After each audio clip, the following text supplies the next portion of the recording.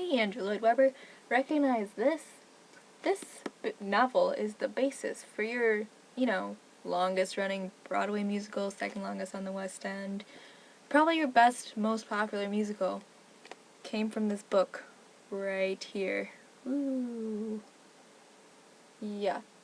So, in regards to the sequel, I know, your musical's been on Broadway for 21 years and West End for 23, so depending on how, I don't really know how long it took you to think of this up. But it's probably been about 25 years since you read it, so I don't know if you're like a little fuzzy on the details or something, but do you remember this part? Eric, the Phantom, for those of you who don't know that the name of the Phantom is Eric, his name's not the Phantom. That right there says Eric is dead. So therefore, there is no need for a sequel, because, the story ends there.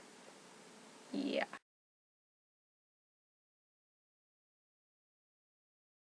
Yeah, I know, ooh, he disappeared, you don't know if he died in the musical, but can't we just be happy with the ending where, he has all the love in his heart for Christine and lets her go because he knows she'll be happier with Raoul, and he knows that Raoul loves her and she loves him.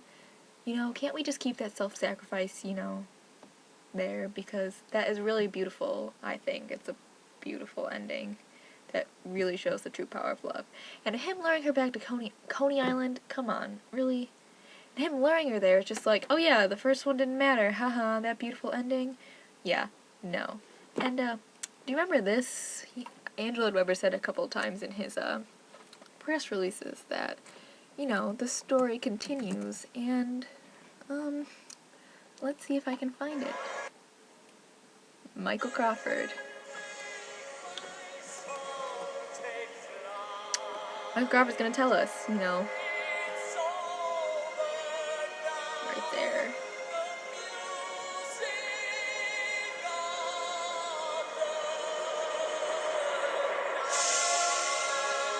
Yeah, do you remember your first musical, Andrew Lloyd Webber? Because that just said it's over now.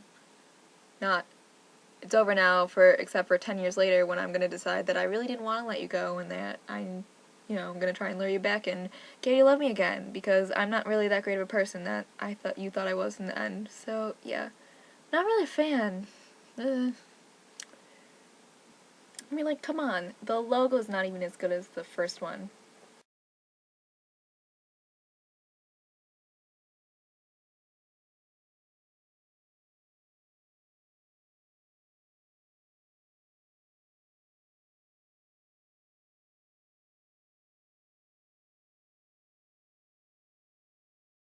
What I'm really afraid of for this sequel is that, the kid is somehow going to end up being the Phantoms, which would kind of ruin the end of the whole kiss thing at the end, which was like, his first intimacy and really beautiful again with the emotional thing. Anyway, the only way that Christine and the Phantom are going to end up together is if Raoul has turned into a douchebag, gambler, drunkard, something like that, which I believe is part of the plot, which is ridiculous, because anybody who sings the song All I Ask of You is not going to turn into some idiotic, drunken, gambling, wife-beating douchebag and ruin people's lives. Like, come on, really?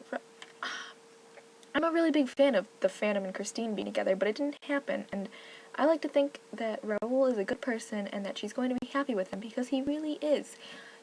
I'm sad she ends up with Raoul, but, he's a good guy, and I think we should give him his credit and not make him a drunk idiot. Please, God, don't make him a drunk idiot. I really think the only thing that is going to save this musical is Ramin and Sierra, because I really don't even want to think about the plotline, which, no matter how many times Angela Weber says it's not the Phantom of Manhattan, Phantom of Manhattan involves Phantom and Coney Island, and what does Love Never Dies involve? Phantom and Coney Island.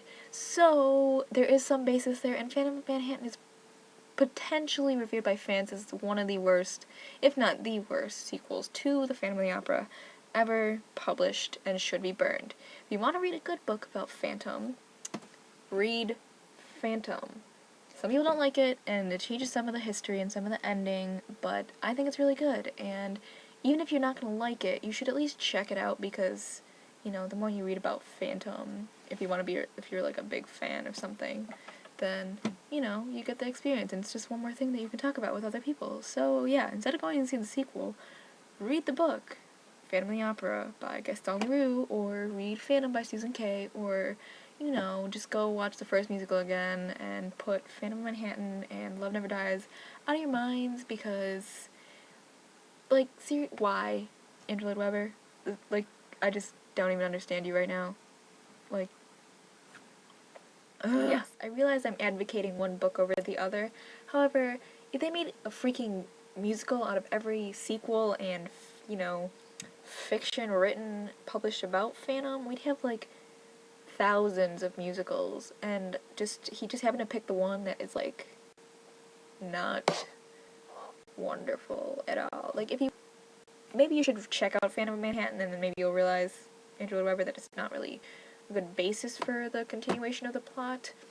Let's see, I read a bunch, and a good one is Letters to Eric. I believe it actually is a sequel to the original novel, which is kind of fun. It's semi-plausible if Eric didn't die, which is nice, but I don't see it being made into another musical. I mean, not necessary. Andrew Lloyd Webber, you have so much talent. Why are you messing with your best musical? Just find something else. There's gotta be another story you can make into a musical instead of,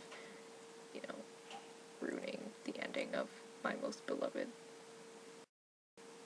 So, to all you other fans out there, let me know what you think about the sequel. I know it's imminent and we can't do anything about it, but I'd just like to know what your thoughts are, and, if you're gonna go see it or whatnot. I know that unless I listen to the entire soundtrack and the music is mind-blowingly awesome, I will not be seeing the musical, and I kind of hope it just, gets on there, everyone is like, why did this happen, and it gets off Broadway, and just, we just put it away in the past, and the original just keeps running for, 25 more years indefinitely. That would be really nice. So, yeah.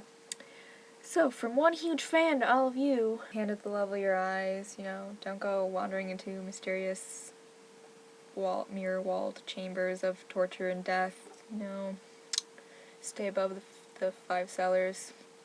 Good times, good times.